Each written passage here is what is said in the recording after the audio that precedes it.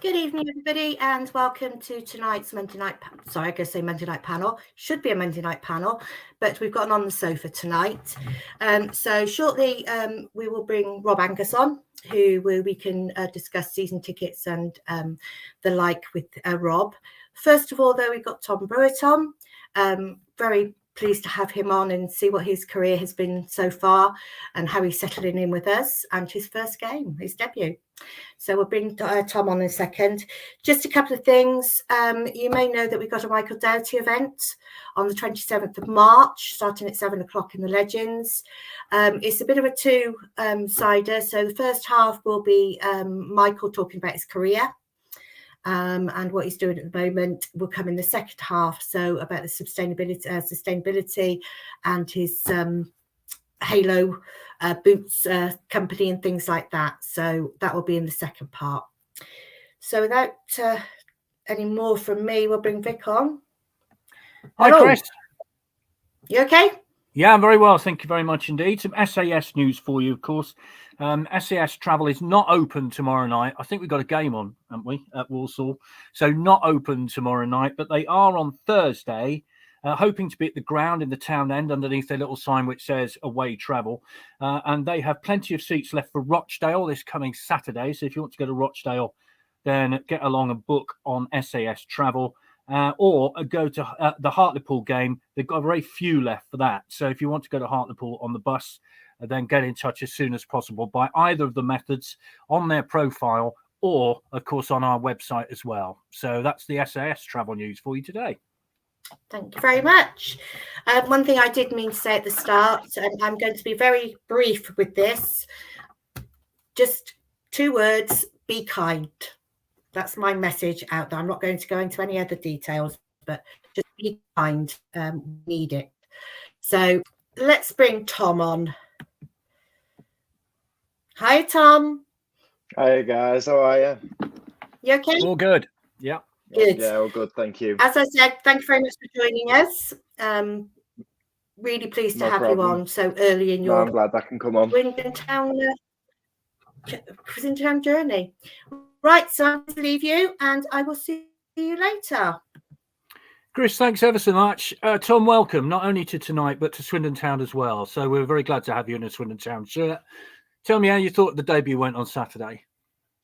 Yeah, from a personal side, it's great to be here. Nice to be involved from the start so quickly after finalising the contract. So that was definitely a positive. But of course, you want to put that all that hard work into points on the board, and the sucker punch at the end is obviously devastating for us as players and for the fans. So bittersweet, I'd say, for me. Yeah, should I ask you about that last minute? Because God, yeah, you must know how the fans felt. How did you feel? Yeah, I think the pain that the fans felt, we felt it the same. We're absolutely in the ascendancy, and I think maybe some inexperience on our part has cost us certainly a point, and if not 3, because they're the sort of games when you're playing against teams at the top end of the league that if you can't win them, you certainly shouldn't lose them. We limited them to very few chances throughout the 90 minutes, and to concede in the 96th, I think it was, is criminal from our side. So hopefully we'll learn from it, and like I say, we've got a chance to put it right tomorrow. Yeah, I won't ask you whether you're in the team tomorrow, but you hopefully will be involved. Also, I think you had a trial there once, didn't you? Yeah, a couple of years ago. After leaving Middlesbrough, Dean Keats wanted me to go in there, and we actually played against Ajax and Villa in the games, and things were close to happening there and didn't quite go through for different reasons. But yeah, I know the club fairly well. Great debut on Saturday, Tom, says Neil. Welcome to STFC. So let's talk about your journey as a footballer then.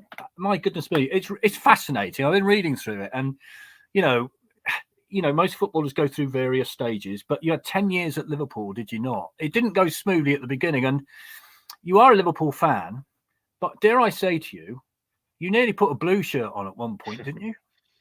Yeah, it's true. So way back when I was just a kid starting out, I had 2 trials at Liverpool that didn't go the way I wanted as a 9-year-old and as a 10-year-old, and that summer it was sort of hard for me as a 10-year-old to sort of go back as a under 11 to Liverpool when I'd obviously faced rejection twice, and at the time I was obviously performing for Liverpool schoolboys in my local team at the same time, and Everton and the like were sniffing as well. So I remember a conversation with my old man that, oh, well, I'll try Everton, why not? And he very sternly told me, you don't say no to Liverpool, and I'm glad he did, because it led to an amazing decade. How would you have felt then? We all know of our nearest and not so dearest, how we feel if we pulled that shirt on. How would you have felt? Oh, listen, as a kid, all you want to do is play football, and I think we had some lads in our Liverpool dressing room that were big Everton fans. One of my best friends growing up through the ranks was Jordan Ross there, and he was a diehard Blue coming through, and he wore the Liverpool shirt and made it all the way to the first team. So it does happen, especially in Liverpool, where it's split quite even. So luckily, I didn't have that problem. Well, this answered that question from Anthony, who says, Tom, are you a blue or a red? Well, I think we've ascertained you might be a red. Gary says, man of the match Saturday for me. So there you go. You're getting a lot of praise this evening. Good, thank you. 10 years at Liverpool then, captain of the youth team. You're an American citizen, though, because of your mum. Is that right? That's right, yeah. So my mum's side of the family is actually Italian-American. Mum was born in New York. So I qualify as an American citizen through my mum. So yeah, I hold an American passport. So you had quite a career in America, didn't you? But we'll get onto that in a minute. But 10 years at Liverpool, that's quite a long time, isn't it, to play at one club? And you very nearly made it into the first team on a couple of occasions. You did actually get into the squad for a game at Arsenal, is that right?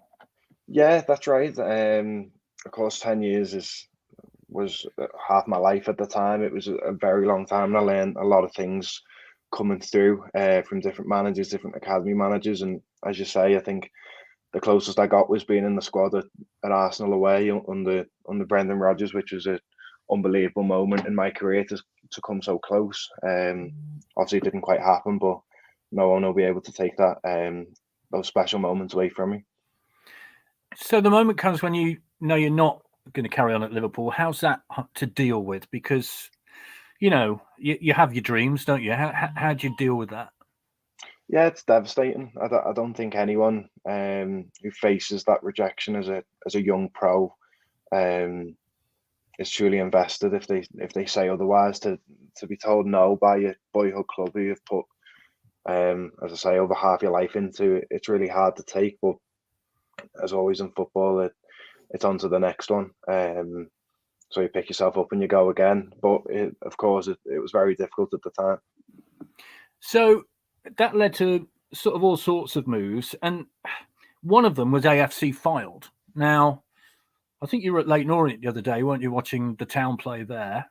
Leyton Orient and AFC Fylde, FA Trophy Final 2018. That's right, yeah. Tell us about Wembley. Yeah, again, another amazing moment in my life to play in front of 45,000 at Wembley. We'd just lost the previous week in the playoff final. And I wasn't starting in the FA Trophy final. I'd been injured in the run up to it, and I came on actually after 6 minutes. One of our defenders got injured, and luckily we went on to win 1-0 against Leyton Orient in the FA Trophy final. And to win a trophy at Wembley, it doesn't matter what trophy it is, in front of your family, and in a moment like that was unbelievable for me. I was going to say that's the ultimate in a way, isn't it? Whatever the trophy is. Absolutely. Yeah, absolutely. And like you say, I think it was my granddad's 89th birthday. So a lot of things that were very special to me, and to have him there and my whole family there was really special. Fabulous. Right. So teams like Tacoma Defiance, Hartford Athletic in the United States. I think you were almost joining Seattle at one time, which is a football mad city. I'm not going to use the word soccer, but it's a football mad city. It loves it, doesn't it? The Sounders got a huge following. Absolutely. So Tacoma was part of the Seattle franchise. I lived in Seattle for the year. Effectively, it was Seattle 2 that competed in the second division in the States. So to be a part, again, another experience for me to be a part of a franchise like that and be around the Sounders first team was an amazing experience for me. to live that far away in such an amazing city and to learn different cultures and different styles of play was something that was special. Yeah, I've been lucky enough to go to a couple of games at Seattle. My goodness me, what an atmosphere they kick up, don't they? Yeah, they are, like you say, they are a football mad city, and the sport's growing out there rapidly, and Seattle's absolutely at the forefront of it, and they've been a very successful franchise for the last 5-10 years now. So, yeah, it was great to be a part of. What did you learn in the States then? Because I think it's fair to say those of us old enough to remember will remember the days of Pele, George Best, all those sorts of bits. But it's now deeply rooted, isn't it? It's now sort of got itself into the American psyche.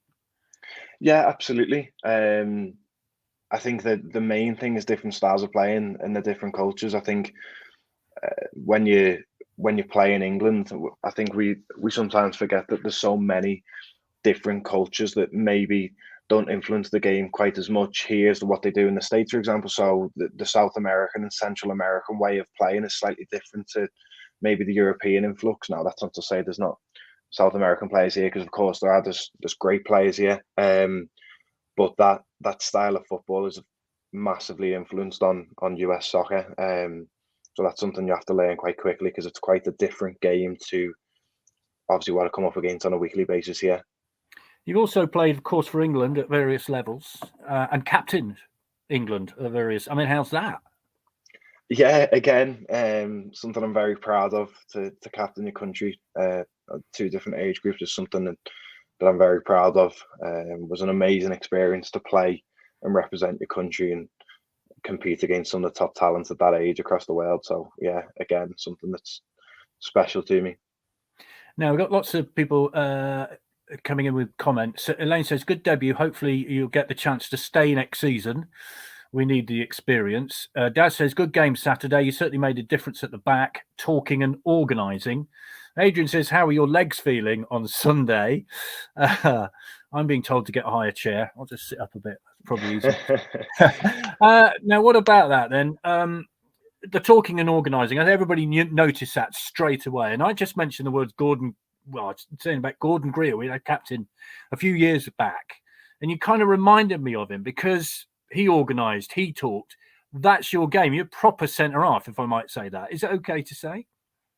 Yeah, I take that as a big compliment to be called a proper centre half. It's something I take pride in. A lot of my idols growing up, especially sort of Jamie Carragher, was a leader and a communicator on the pitch, and it's something I've tried to emulate throughout my career, even when I was younger coming through. So now, of course, that's something that is definitely a strength of mine, and something hopefully I can continue to bring and develop as the season goes on. You're very comfortable on the ball, but I guess you like the muck and bullet stuff as well, don't you?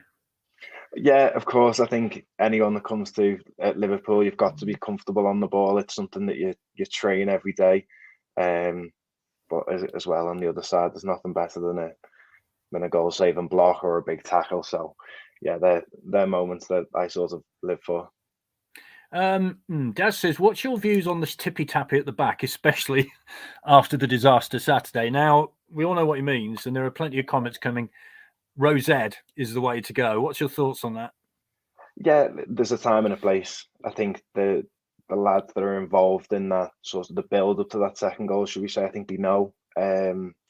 We've had discussions the last couple of days and real tough discussions that we shouldn't be allowing that to happen. Now, as much as the gaffer wants to implement a really nice style of play in which we all want to buy into, and I'm sure as fans they want to buy into as well. There's a time and a place, and maybe in the 95th minute with 30 seconds left, that's not the time or the place. So now it's something that we won't allow to happen again, or certainly we'll try and avoid letting that happen again. Fair enough. Craig says, didn't the town play Seattle Sounders in a friendly way back in the 70s? I got Gordon Banks' autograph. They did. I do remember that game. You're quite right. So what about next season then, Tom? Till the end of this season, I think, with an option. Yeah. What do you reckon?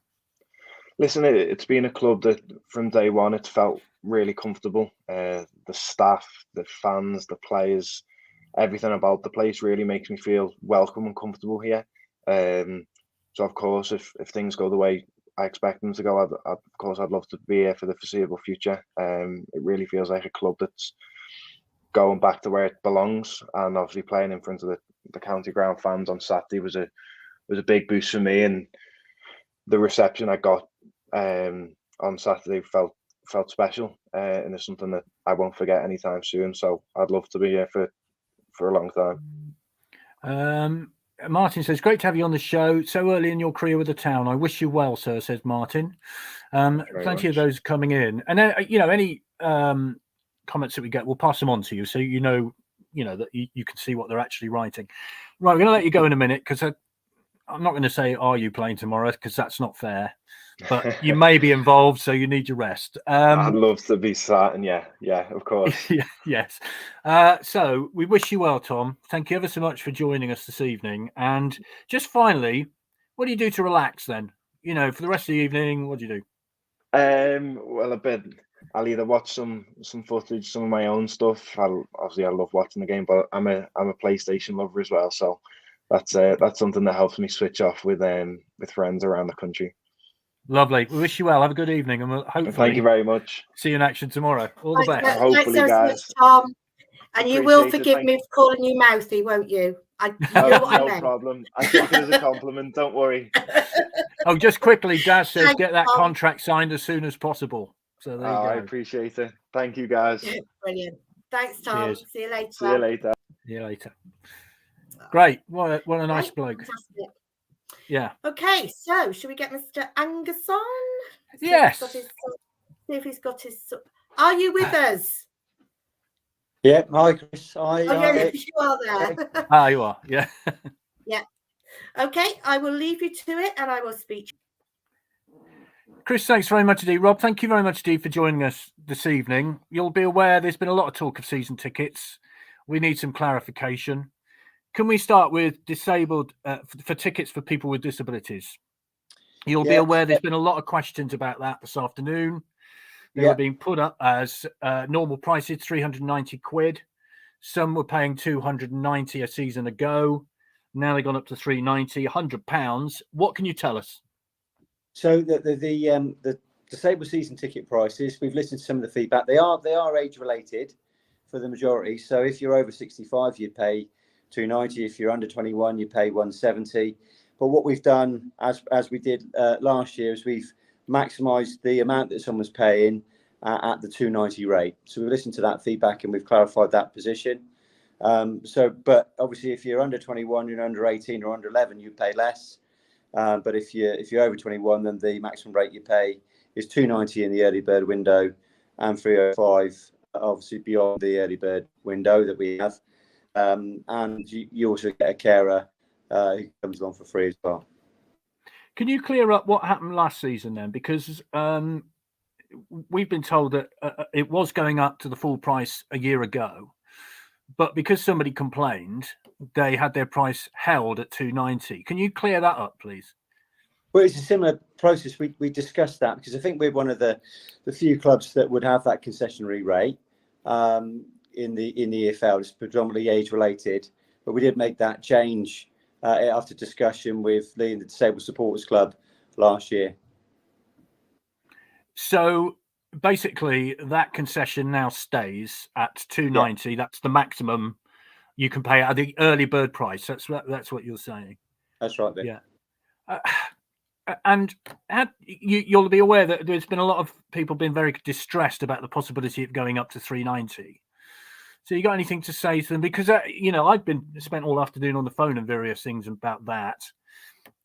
It's been a distressing time. Why did this happen, this kind of PR faux pas, if you like? Well, I think it's just clarification of it. We did discuss, obviously, the season ticket prices in the advisory board with both the Trust and Supporters Club. I think it's just clarity and clarification. And when we had the questions come through, as quite often you do when you put things out there, we've been able to review and clarify the position. Okay, well, we're getting comments in, of course. Daz says, shouldn't have come to this in the first place. Let's have a look. Lots of other things coming in, like finance and how you pay, all that kind of thing. Another big subject has been match day ticket prices. Let's have a look. He's got one here. How can you justify a price increase in the town end when it's not fit for purpose? As I understand it, a full price ticket in the town end is going up, isn't it, by £2? Is that right? From 21 to 23 quid?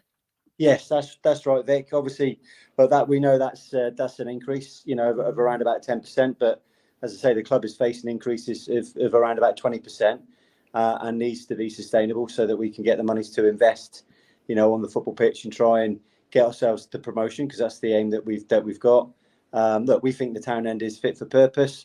Obviously, we're buying the ground and we'll look to make improvements post buying the ground and the development.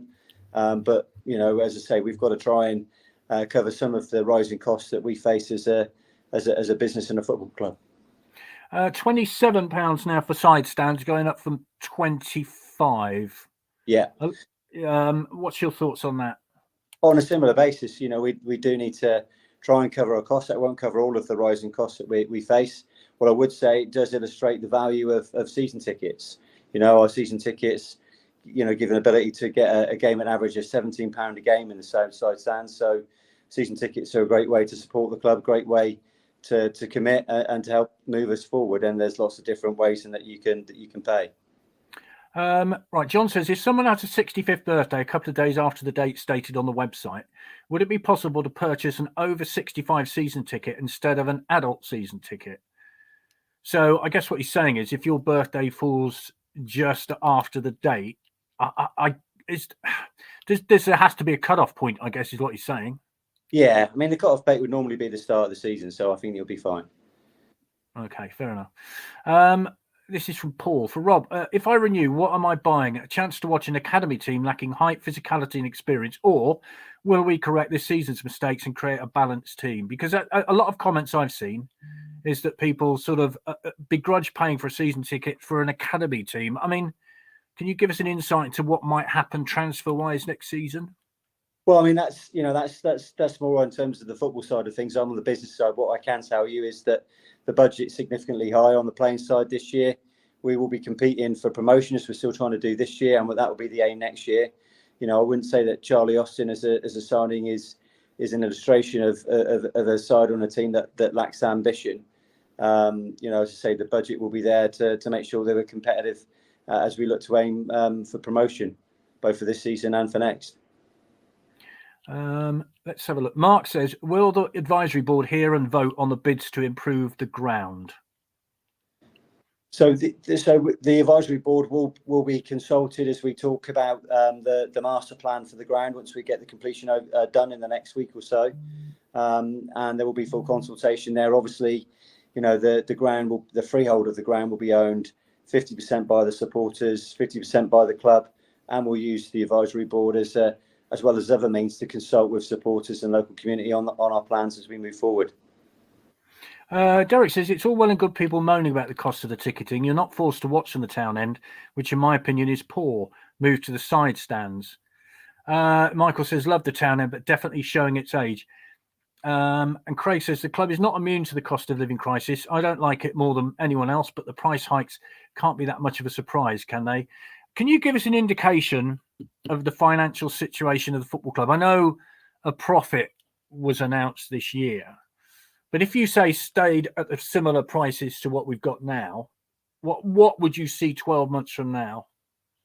Well, I mean, and we've got to remember that profit was for the period to the end of May 22, so it's almost 12 months off. I think on a running basis, you're probably looking at losing between probably £500,000 a year.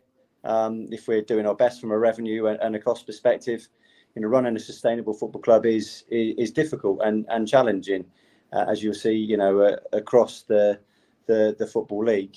We're doing all we can to increase the revenue and to be as efficient as we can. But those are the challenges we face, and we want to try and make the club as sustainable as we can, which is where the development is massive in terms of being able to buy the ground, develop it, and drive off the field revenue streams that can allow us to reinvest those monies back in the pitch. I would say everybody's investment into the club goes back into the club, doesn't go anywhere else. I review the bank account with Greg Norman, our CFO, on a daily basis.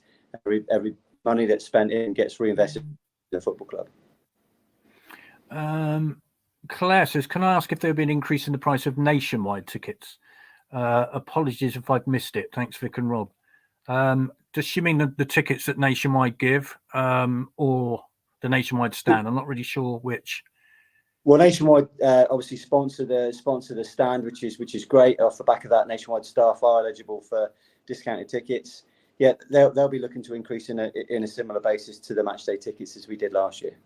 So there'll be an increase in those tickets as well. Kyle says, will the student tickets actually be offered all season round? Currently, there's no way to purchase student tickets online. There's just no option. We'll have a look at that and come back, but they should be available, absolutely. Yeah, I had another one just now about not being able to buy today online. As I understand it, that's because the shop's not open. Is that right? Should they be available tomorrow? Yeah, they'll be available. So at the moment, we haven't got the online option for season tickets. So the options to buy on season tickets are bank transfer, which worked really well last year. So you could do that now with your client reference number and the amount. And if you made the bank transfer last year, it's the same bank account details. You can email queries at swindontownfc.co.uk and we'll send you a payment link to pay by credit or debit card. We're looking to add further options as well in that respect in the next week or so. And you can come into the shop as well and pay by card, or you can pay by cash, or you can ring over the phone as well. But obviously, there may be delays if you ring over the phone. But there are a number of different ways. Obviously, we've got card as an option available now, which we didn't have last year, which is thanks to the sort of improved financial position of the club. But bank transfer is a very easy way of doing it. It worked very well last year, as I say, or you can email in and we can send a payment link as well. Okay, I'm just trying to go through all these questions because there's lots of them, trust me. Could Rob clear up who Time Invoice Finance Limited are, and what is this football transfer funding agreement they're providing? Are we essentially taking a loan out to fund playing budget, or is this company an intermediary for incoming funds from elsewhere? Can you clear that up? Yeah, I can clear that. That's a forward financing agreement on transfer monies we are due to receive, which we brought in earlier. Something that is quite common practice across the football league from a number of clubs. Can you ask Rob when can we renew our season ticket using payment monthly option? I thought it was today, but got an error message. And if it's today, they're advertising it as this season's not next on their page. Well, that's the online problem. Yeah, which is not available just yet. Yeah, fair enough. So when do we just clear that once again? When do we expect that to happen? Is that tomorrow? Or No, that'll take a little bit longer. What we will have option in a week or two is the ability to pay via our payment link via the likes of Klarna, for example. There's no monthly option this year, is that right? Not at the moment. That's something we're working on. At the moment, you can pay spread it via your credit card. You can do the bank transfer, and we are looking at the online option, but it's not available just yet. We're looking to add the Klarna option in the next week or two as well. But that will be before the early bird period expires, you hope? Yeah. Right. Okay, fair enough. Neil says, do the club plan to invest in more efficient e-commerce purchasing for tickets via the website? Well, we use Ticketmaster as our e-ticketing sort of platform. That's something that we inherited and has signed up to, I think, 2026. Okay. Dan says, does Rob agree that clear communication between the club and fans could be better?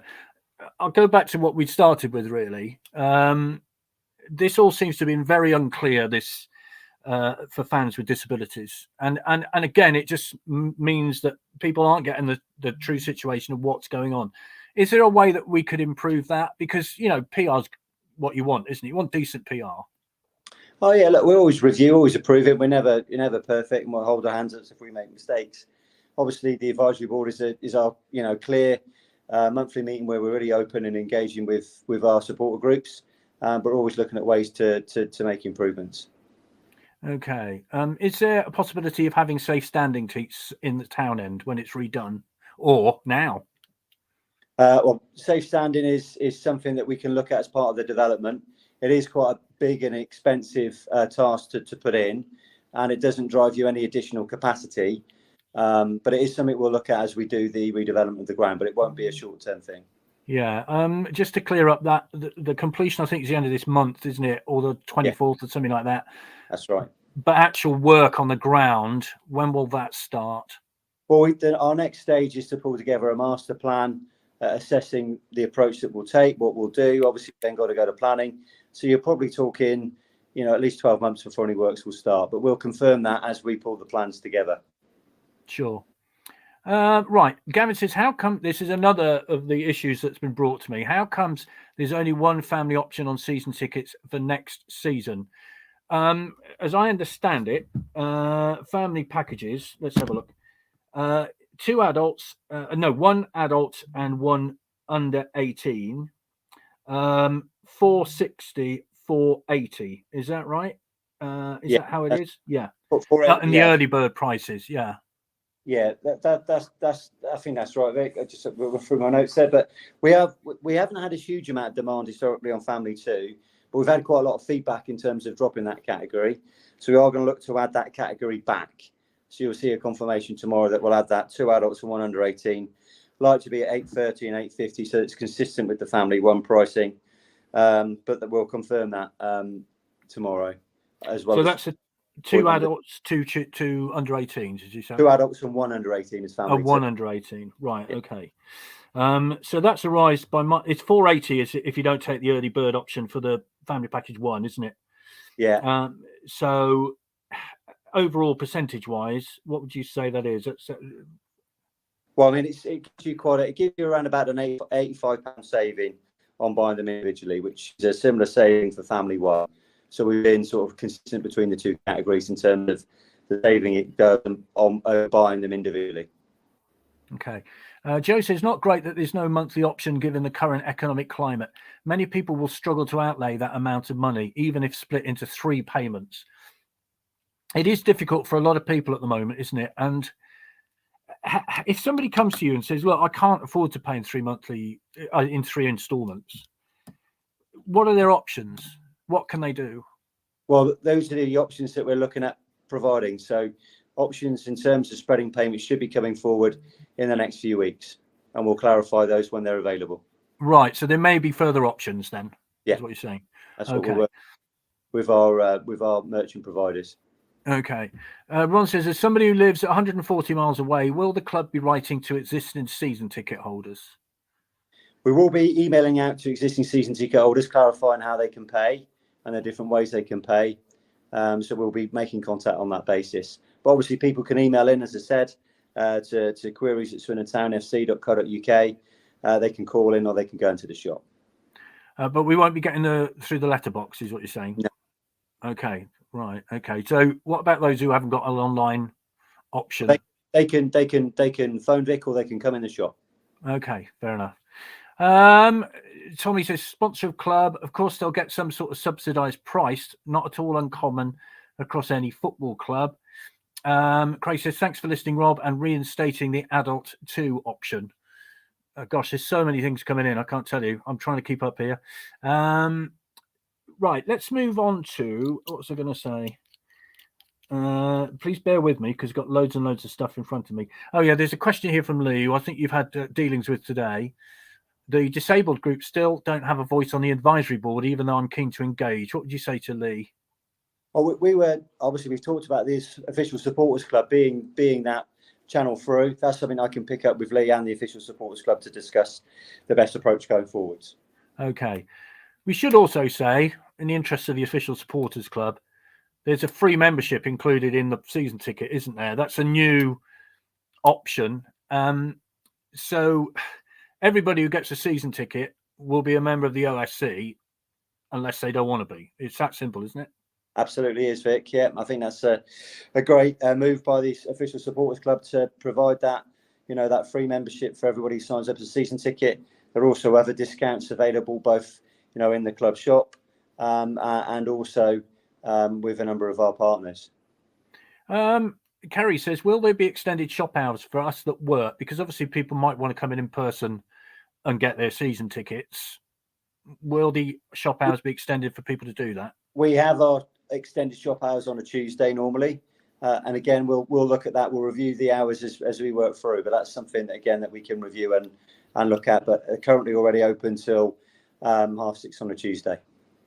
One other thing that was brought up to me on Twitter was the fact that at the kiosk, somebody wanted a refund because they'd overpaid for something or they didn't have any cash. It's not no cash available in the stadium, of course. but they were offered a packet of sweets rather than a refund onto their card. So what is the policy on that? If somebody makes a mistake in the kiosk, they take too much from your card, but they aren't able to give you a refund, what's the policy? They are able to give a refund, Vic, but they just need a supervisor to approve it. So I think that was just probably a mistake at the time by the person servicing the kiosk, if that happened. But just to be clear, if there is an issue and a refund is required, then they can provide it. But they do need a supervisor, so there might be a little bit of a wait as the supervisor comes to that area of the stand. It must worry you though, because you go around the ground. I see you go around the ground a lot, but there are huge queues, aren't there? Things like half time for people at the food stands. How much of a worry is that for the football club? Because I've seen people just get fed up and just go back to their seats. What can you do about that? Well, we're looking at different things to do with that, Vic. It is something that does worry us, because obviously that's important revenue for the club that we potentially are losing.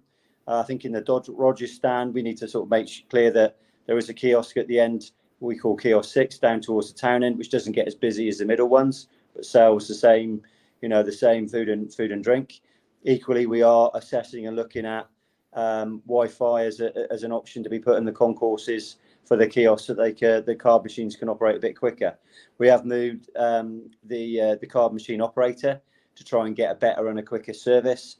It's something and we're looking at the queuing systems and also visiting other clubs to see what ideas we've got, as well as potentially next year when we get the Wi-Fi and looking at app ordering systems, so you can click and collect to enable speedy service. So it's something we're continuing reviewing and invest in, so that the queues are shorter.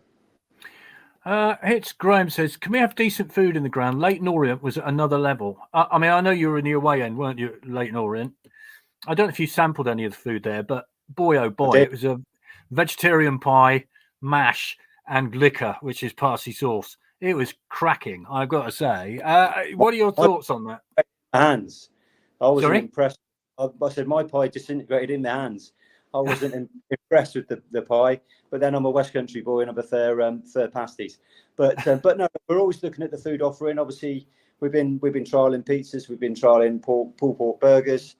We've put different offerings outside the ground, so we're always looking to listen to feedback. At the moment, the kiosk offering has gone down really well. It's been a huge improvement in terms of money's coming back into the club, what are reinvested. But we're always looking to listen to feedback and make improvements where we can. Okay, fair enough. Let's have a look. Claire says, can I ask, is there anything else we can do around a kid a quid type incentives? I know Bradford have done something similar, but a bum on a current seat, it's just sort of flipped up a bit. A bum on a currently empty seat would equal a pasty, a drink, etc., and therefore more profit for the club. What about that? I mean, kid for quids were quite a thing a few years ago, weren't they? Are you looking at schemes like that? Well, I mean, under 11s only pay £3, which is, a really low price. We've frozen the under 11 ticket price. We've frozen in the early bird window the under 11 season ticket price as well.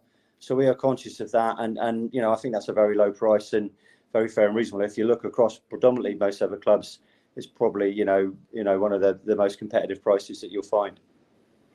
Wi-Fi is terrible, and as someone who brings a child with autism, it can lead to a meltdown when he wants to escape into his phone. He no longer comes to home games. I mean, I know that's something you're well aware of. Wi-Fi is a weird thing, isn't it? Some places it works very well, sometimes it doesn't. But you are looking at are you looking at Wi-Fi for supporters as well as in kiosks? Just the kiosks at the moment. The cost of putting Wi-Fi in the stadium is something to look at. And it's something maybe we'll pick up with the supporters groups in terms of improvements to the stadium that might be invested in, but it's quite a cost. It's more than you would think. And with the improvements, depending on what phone you've got in 4G and 5G signal, you've got to weigh up in terms of the benefit it drives. I do get it though. I used to sit in the town with my son, and he would tether off my phone to ensure that he still had internet connection while watching the football. Yeah, going back to the disabilities thing, of course, not every disability is visible, as we well know. And, You know, how difficult is that for somebody? Here's one coming in here. Stewards are overzealous when we enter ground. My brother, who has Parkinson, had his bottle top confiscated from his water bottle. He needs the water for his meds and his handshakes, so needs a top. Now, this is one of the great, I don't know, it's one of those great things, that bottle tops and tops on bottles. But surely if somebody says to the steward, look, I need this for my medication, that shouldn't be a problem, should it? No, it shouldn't be a problem, Vic. And on hearing that feedback, we can reiterate to our security and stewarding staff that, you know, if there's a valid medical reason given, then that's not a problem. Joe says the ladies' toilets in the Arkles were in a poor state on Saturday. Half the toilets don't flush and lack of toilet roll. Then it says they seem, we've missed the rest of the sentence, but I think we get the point you're making, Joe. I know you go around and check the toilets, don't you? I do. Yeah. They weren't working full ahead of kickoff, because I did check it, as you said, Vic, as I go around and do all my pre-match checks. But that's something that we'll follow up on and make sure it's fully stocked a bit closer to match day. Okay, fair enough. The food kiosk outside the town end is so much better quality and price than the options inside. That's from Glenn. I believe he's talking about the one at the town end, because there's the Greek one at the other end of by the Don Rogers now. Is that anything to do with the club? No, both are independent operators, but we work with them, you know, together. So we give them permission, etc. I believe when we last checked, the food prices inside the ground are quite a lot cheaper than the food prices outside the ground. Okay, fair enough. Speaking of cost food van, it really does affect access in and out of Don Rogers, especially with the pool of water, the old county ground lake, that usually collects outside on rainy days. Is there any chance it could be moved? That's from Dan. Yeah, there are plans to move it. We're just waiting for the rain to stop, so that we can repaint and move some of the parking base, so it will move slightly to the right, away from the puddle. Don't touch the dear old county ground lake. That's just no, can't do that. Sacrilege. Helen says, why is there such a price hike between the under 11 and under 18? My niece has just started going, and she's going to be 11 before next season starts. Can you just remind us what that is for under 11 and under 18? So we froze the under 11 season tickets at 40. The under 18 have gone up to 125, which is in terms of encouraging younger fans, but at some point you've got to graduate those prices up as you get towards adults, you know. And as I said, the prices benchmark well across the EFL, and we've kept those price rises, you know, as low as we can given the inflationary pressures we face. Yeah, Matt says fair play for coming on, Rob. Can't please all the people all of the time and all that, but hats off for fronting up. I'll be renewing. 5% increase in the current climate is reasonable for an early bird. Phil says there appears to be many concerns about the details of the sale of season tickets. Last season, the problems were understandable, but they've had a year to sort things out. Can Rob Angus assure us that these things will be sorted quickly? Well, I think the one with the fans with disabilities tickets, that was sorted this afternoon, wasn't it? So, I mean, it seems to me you listened about that. Are you listening to everything else? Yeah, always try and listen. Look, we can't act on everything, but we will listen and do the best we can. But I mean, pulling together the season ticket is always a bit of work. It's always a bit of work in terms of ensuring the various payment options are available. You know, many banks don't like season tickets, and the risk in respect to football clubs these days. But we're trying to work as best we can to provide as many options as we can. But we often have a lot of hoops behind the scenes that we've got to jump through to make sure there are as many options as possible available to our supporters. What would you say to people, and I've seen a lot of people say this, you know, 27 quid or 25 quid in the town end and things like that. It's a lot of money for 4th division football. And you've got to be honest, I mean, you're a fan and you know the entertainment ain't been great at home, has it, this season? So what would you say to those people who think, do you know what, I've got one here. With the walk-up tickets in the side stands at 27 quid next season, would it be worth offering fans that do that a price of £30, but you get a pie and a hot drink included with it? It wouldn't affect me because I have a season ticket, but food for thought potentially. And I know we're going back to what we were saying to Tom about Seattle. They do that. You get a ticket and you can get as much food as you want. It's all that sort of thing. What would you say to people who go to the game and say 25 quid for 4th division football ain't worth it? Well, look, I think you're there to support the football club and in town. That's what we're all here to do. I think our ticket prices are in line with other clubs. I think season tickets, great value. They'll save you a lot of money if you buy one of those. I think that if we want to see, a successful team on the pitch, then, ticketing revenue is a massive source of revenue for our football club. And the rules from the EFL in terms of how much we can invest on the pitch are related to how much revenue that we can drive, in League Two. So the more we can drive through and the revenue the club can generate, the more we can invest back on the pitch with a greater product. So I think, for an afternoon at the football, and supporting the team that you love, I think it's worth the investment. And we all want to see, a vibrant and successful and financially sustainable Swindon Town Football Club going forwards. Mark says, going to renew mine and son. Just hope we go out next season. 5 years on the trot now. Sean says, we're not the dearest in our league. Michael says, the Greek food van is a pain as I have a side entry van for my wheelchair. And when there's a queue, I can't get out, which seems, well, that's something to put to you and maybe you can take forward because. Yeah, well, we're sorting. We're looking to move that van, so that should be improved. Darren says, if the monthly option doesn't happen, I estimate more than 1,000 less season ticket holders. Either how many people took out the monthly option? Do you know last year? Not off the top of my head. There was a number. It wasn't as many as that, but there was a few hundred who did. It is something we're looking at, but again, there's quite a few hoops for us to jump through before we can make that available. But it is something we are looking at. Okay, fair enough. Has a decision been made on next season's home kit, and will there be less black, more white in it? Decisions have been made on next season's home kit. We think it's a fantastic kit, and we think that you'll love it. I won't say anything more than that. Oh, go on. Home kit's red, and the away kit isn't white, and the third kit isn't green. Sorry, say that again. Go on. The home kit's red, the away kit isn't white, and the third kit isn't green. I don't know. It's not worth me asking. You never tell me. I know, mate. Neil says, I like an option of multi-ticket option for committing to, say, 6 games or 10-game purchase up front. Can the club provide this option as a package? I mean, I know there are for now, aren't they? Would that be an option for the start of the season? Yeah, we'll look at the 6 game and a half season tickets. At more the start of the season sort of time, really. Focus right now is obviously, getting everybody in to support the team as we look to push for promotion during the rest of the season, and obviously the season tickets to support the club for the next season. Malcolm says, is Rob concerned that the ticket prices will put some fans off, particularly if we don't perform on the pitch? I mean, how you perform on the pitch is an unknown factor, obviously, next season. We all know what we want. But, it went down to 9-6 on Saturday and 500 were from Carlisle. Is that right? It's around about right, isn't it? Yeah. And you know what happens? Crowds drip off, don't they? Is that a concern if prices go up?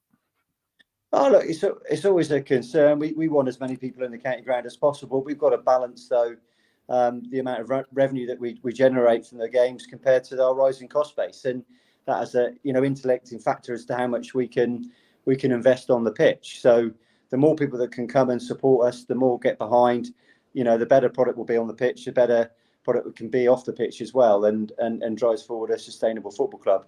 It's all supporting the club through thick and thin is the key bit, because that will drive us to better places going forwards.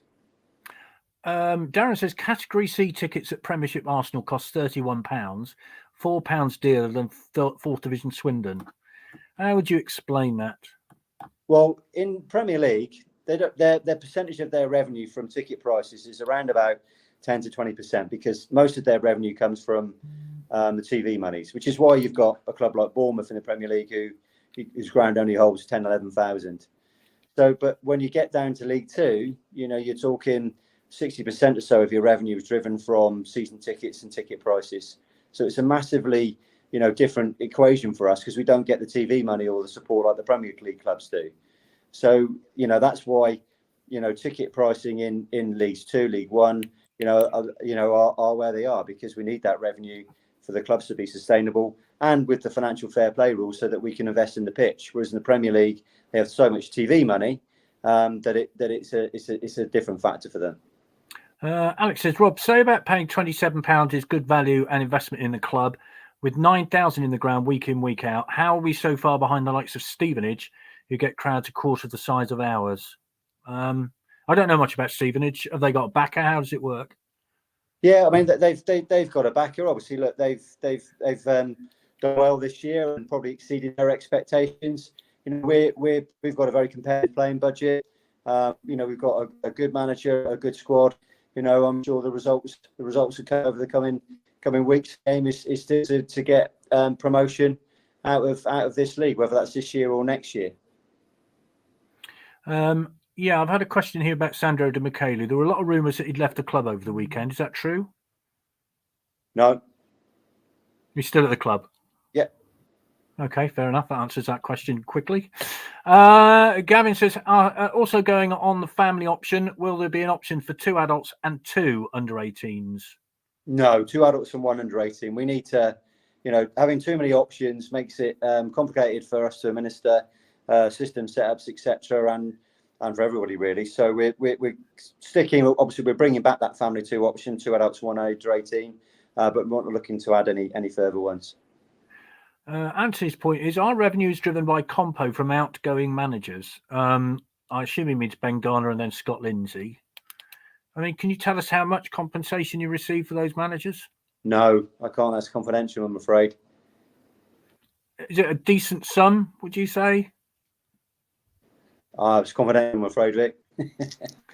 I'll ask you again when you're not expecting it and see what happens.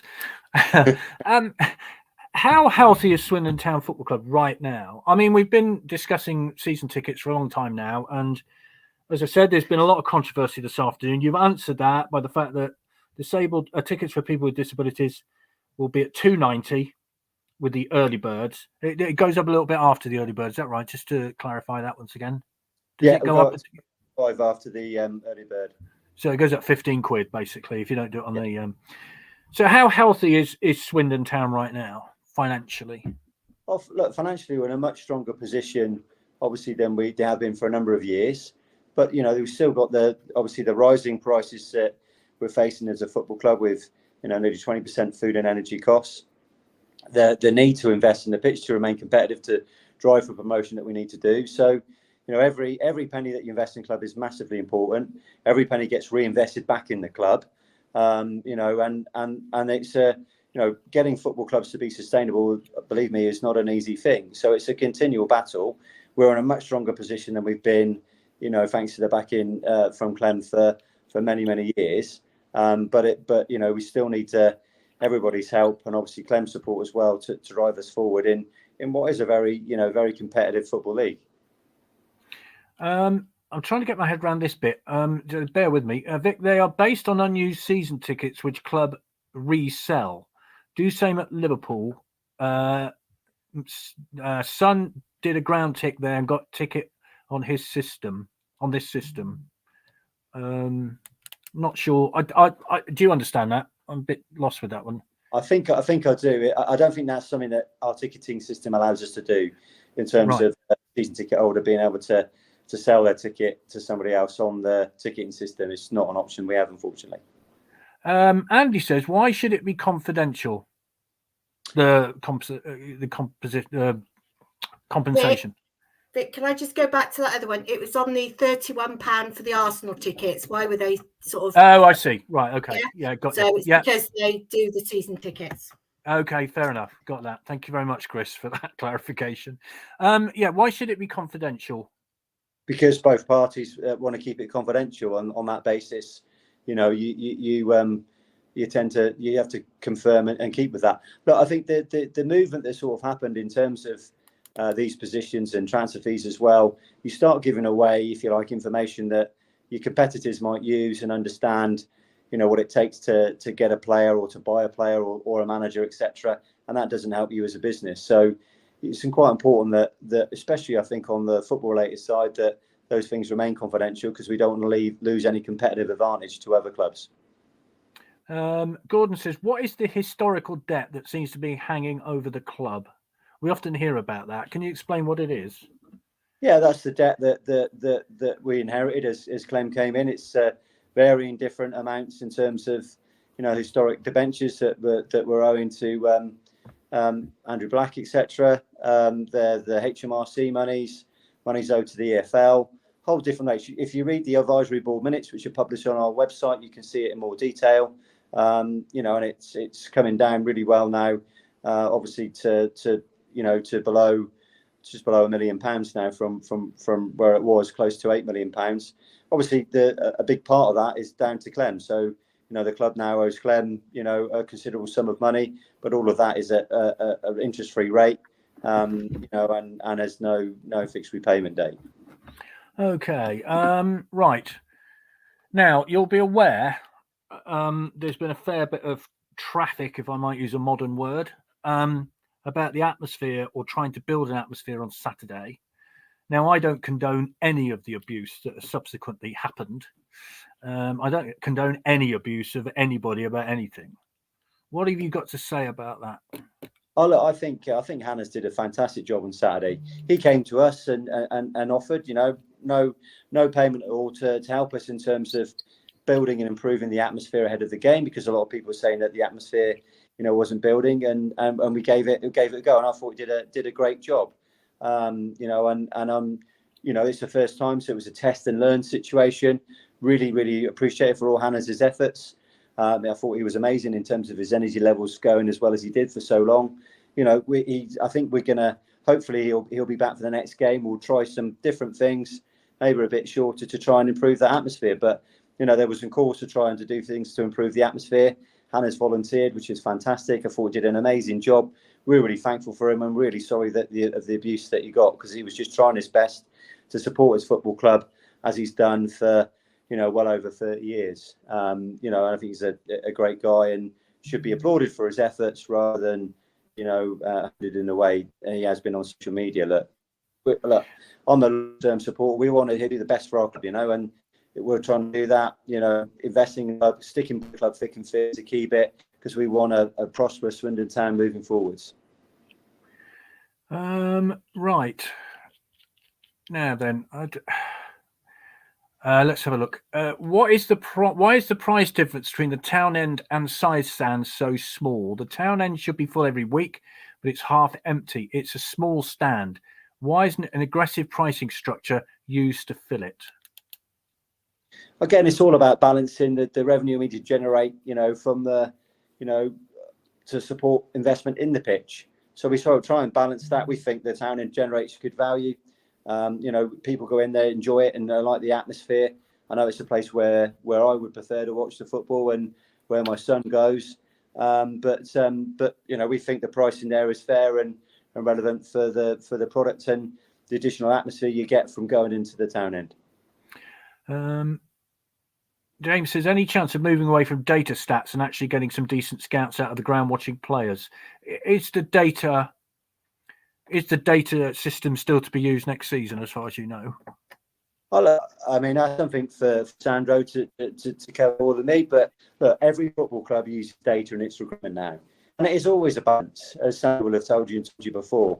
But data-led recruitment is something that pretty much every football club uses and works through. And something is here to stay in football. And I think something we have to use, along with scouting, which we have, really good scouts as well. And I know that the team will be working really hard to ensure that, we strengthen, and as we push for promotion this year, we'll be strong next year as well. Let's have a look. What's happening with regards to the FA disciplinary charge hanging over the club? Do you know what the latest is on that? Yeah, I believe that has been deferred while the FA wait the outcome of the Power versus Standing legal case. So again, that can be seen in the minutes of the advisory board meeting where we cover that. Sarah says, any news on the renewals of players' contracts, Williams, Austin Bryn and the rest? I mean, I don't know what involvement you have in terms of player contracts. It's whether the manager wants them in the first place, I guess. Is it? I mean, is that a simplistic way of looking at it? Absolutely, Vic. That would be something for Sandro and Jody to look at. My job is to sort of review the monies and make sure we remain within sort of the budget That's where I get involved and checking, if you like, the fine print. Okay, loads and loads more coming in. Let's have a look. Martin says, how much do we owe Clem? It's still a debt. So what is the total debt position? Now, you know, obviously Clem's putting money in, but is that a debt? Or is he writing it off? Yeah, it is a debt, but it is interest free. And there's no recall date on it, if that makes sense. So, yes, it's a debt, but it's what I would call, patient in that sort of way, because there's no interest rate on it. And there's no fixed repayment date on it. Well, Rob, I'm going to let you go because we've got a game tomorrow, and I guess you're going. Are you going? I will be there. Yeah, I'll be there. Yeah. I'm going with my son tomorrow. Yeah. Well, are you going in the away end? I will be in the away end with my son. Yeah, we wouldn't want to be anywhere else. Bless him. Brilliant. Well, we'll see you in the away end tomorrow night then, I guess. It's going to be cold, so wrap up warm, I think it's fair to say. Thank you very much indeed for being and fronting up and answering it. And just to ratify, the people with disability tickets are going back to $290, $305 after the early bird. So the club has listened, and that's the situation we're in. Is that right? Yeah, and lower if you're in a different age category. There you go. Any other questions we get, we'll obviously pass them on to you. But we've gone through a lot tonight, so thank you. No worries. Thank you. Thanks everybody. Thanks for your support. Thanks so much, Rob. Thank you. Thanks everybody for watching. As Vic said, we will collate all these questions and send them over to Rob. There's been hundreds, so if we didn't get round to your question, we do apologise. Okay, so we will be back next week, and we don't know who we've got on yet, so I'm trying my hardest to get somebody. Rob Angus is coming on again next. We'll have you back on, Rob. But no, Yeah. we'll have somebody on for you next Monday. So can I just say that behind Rob. me is that shirt which has the names of the 11 players that won the League Cup, 2 of which are behind Rob now, Don and John Trollope. Oh yes, there they are. This coming Wednesday is the anniversary of our greatest day. Just want to say that. I'll be watching it on YouTube again. Always do. We'll never forget. So there we are. And one thing I will reiterate, and Rob has already said it, a lot of the questions that have been asked tonight have already been asked at advisory board, so they are in the minutes. So please look at the minutes because we do ask the questions, and the answers are in there as well. So okay, so thanks everybody. Have a good week. See you all at Warsaw, whoever's travelling tomorrow, and if not, next Monday. Thanks very much.